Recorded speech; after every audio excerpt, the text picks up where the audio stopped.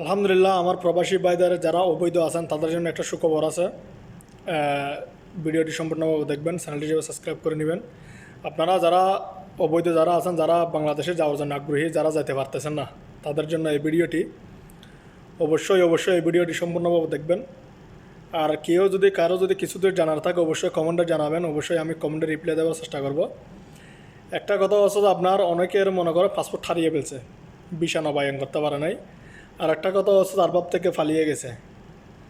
আর একটা কথা হচ্ছে যে আপনার বাইরে কাজ করেন, টাকার অভাবে আপনার ভিসা নবায়ন করতে পারেন নাই। তাইলে আপনার আর একটা কথা হচ্ছে যে আপনার আর বাপ আপনাকে বলক দিছে।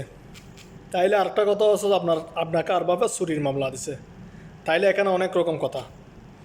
তাইলে ওমান সরকারে যতটুক বলছে, কোনো রকম কোনো জরিমানা ছাড়া মামলা আছে, হামলা আছে, যতটুক থাকুক না কেন, মার্ডার মামলা ছাড়া, কোনো মার্ডার মামলা ছাড়া, কোনো দর্শনের মামলা ছাড়া, মার্ডার মামলা আর দর্শনের মামলা ছাড়া আর যেসব মামলা আছে এমনিতে চুরির মামলা, এই মামলা সেই মামলা, ছোটোখাটো মামলা আর কি, বেশি বড় মামলা না, এগুলাতে আপনারা কোনো সমস্যা হবে না, আপনারা সবাই দিতে পারবেন।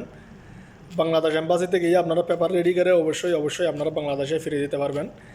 আর একটা কথা হচ্ছে যে যদি আপনার কাছে পাসপোর্ট, পতাকা সব কিছু আছে, আপনার কাছে শুধু ভিসা নবায়ন করেন নাই, তাইলে আপনি অতি সহজে এয়ারপোর্টে গিয়ে ওই এয়ারপোর্ট থেকে আপনি চলে যেতে পারবেন, কোনো সমস্যা নেই। যদি পাসপোর্ট না থাকে বা পতাকা না থাকে, বা পতাকা আছে পাসপোর্ট না, বা এরকম কোনো একটা কিছু যদি না থাকে, তাইলে আপনার বাংলাদেশ এম্বাসি যেতে হবে, গিয়ে আপনার পেপার রেডি করে তারপর আপনি বাংলাদেশে যেতে পারবেন পেপার রেডি করে।